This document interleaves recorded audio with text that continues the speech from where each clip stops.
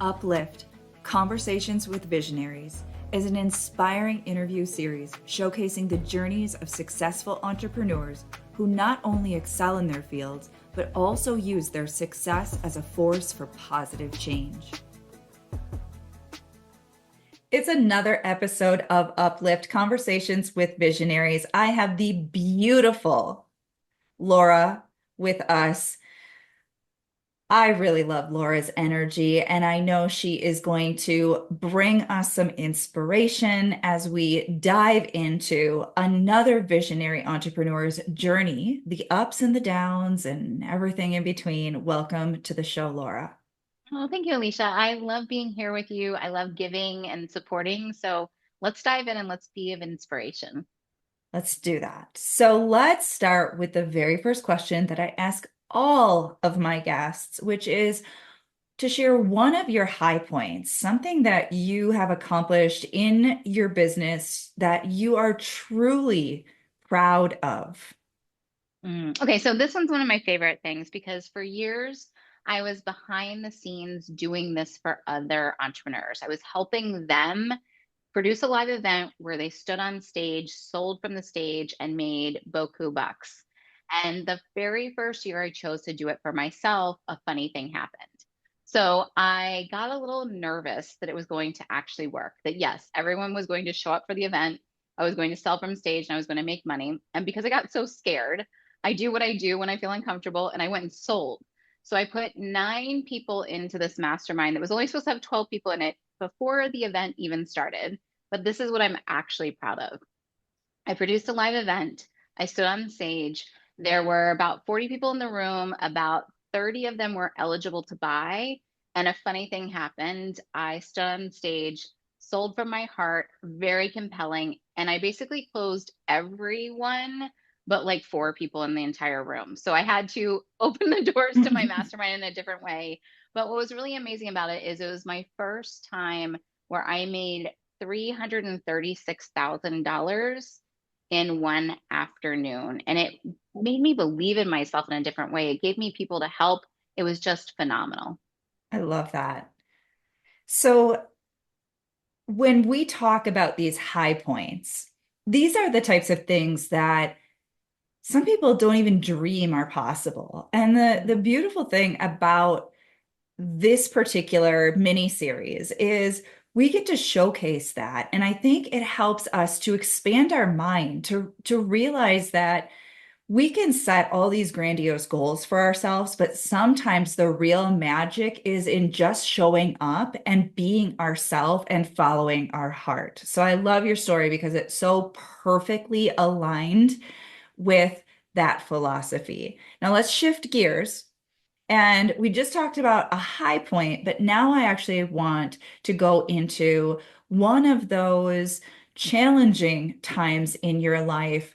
We've all had them. In many cases, we've had multiple, but one perhaps that you feel inspired to share where maybe you got knocked down Mhm. a little bit and it required some of that inner work to pick yourself back up.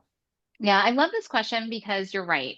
There is not only one. Like I could pick from many, many different stories. In fact, my husband and I had had a conversation. I was like, look how many times I fell down and things fell apart. He's like, what are you talking about? I only see how many times you got yourself back up and went to the next thing. So, number one, having supportive people around you, having mentors around you, I think is critical. But I'll tell a story. So, I teach a certain process with my clients of having reoccurring rolling enrollment style programs. And for some strange reason, one year I said to myself, let's build a program that starts in January and ends in July.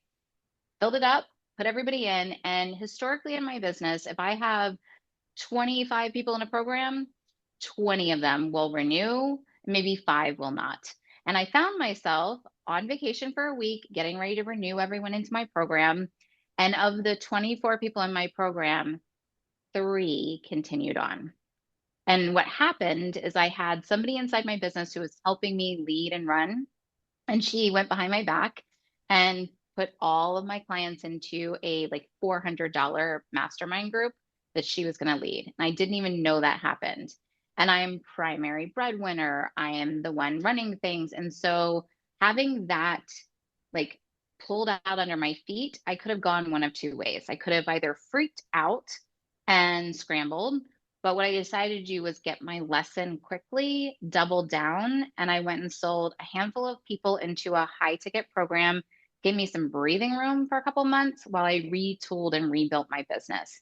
But it was unexpected. And the good side of it is it gave me the tools to never be in that position again. But I remember that like despair moment, like literally, how am I going to cover our bills next month?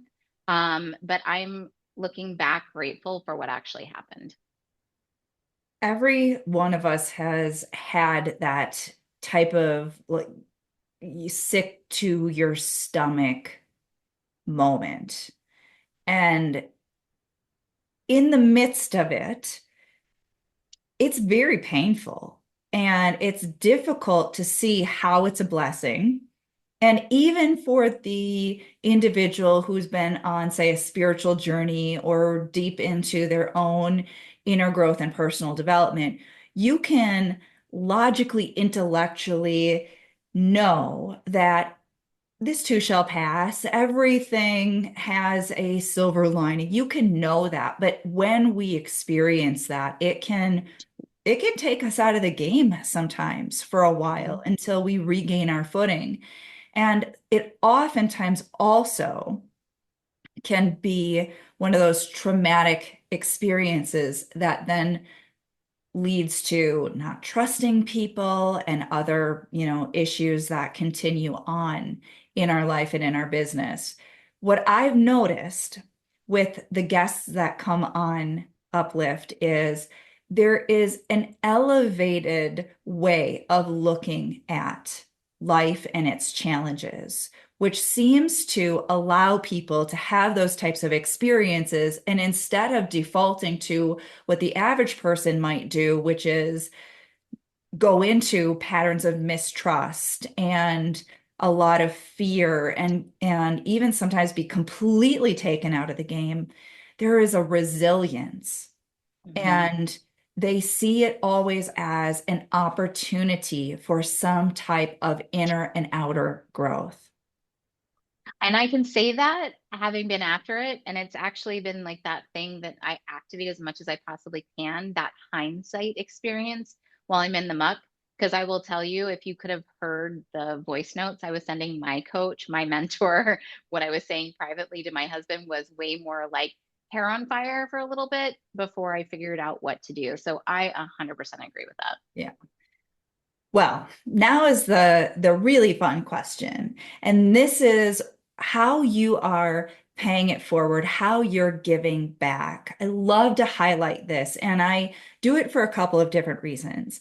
One is to inspire those visionaries who are listening, inspire goodness and generosity and being a good person and making a positive difference in the world. And recognizing that the more successful we become, the more we have to give, so that we can start to reframe the narrative of what it actually means to be successful and start to reprogram the collective, which historically has been under this spell of successful people are greedy and business owners are all out for themselves. And that's just simply not true. And while there may be some people that still fit that old persona, um, I am seeing more and more and more beautiful, heart-centered people stepping into success and doing amazing things with that success. So, are you willing to share with us how you're paying it forward? Would love to talk about this. So there's a couple of ways that I like to do give back, and I'm going to tell you one thing. So first and foremost, I first put the oxygen mask on myself. I am stable, solid, and able to give back. One of the things that I do is I sell high ticket programs that give me a lot of spaciousness and ability to serve at my high level. So I have extra to give. And I think that's really important. So when you talk about successful people having more to give more, I like to embody and live that. And I think there's two ways I really do this. So, way number one is I do have like a sales course that I quite frequently give away. I'll come in, I'll guest expert inside of someone's group, I'll give it to people because I actually legitimately want people to learn how to sell. So I'm very generous with my content. I'm generous with how I give things out. But the second thing that I like to do is I love, love, love serving in groups.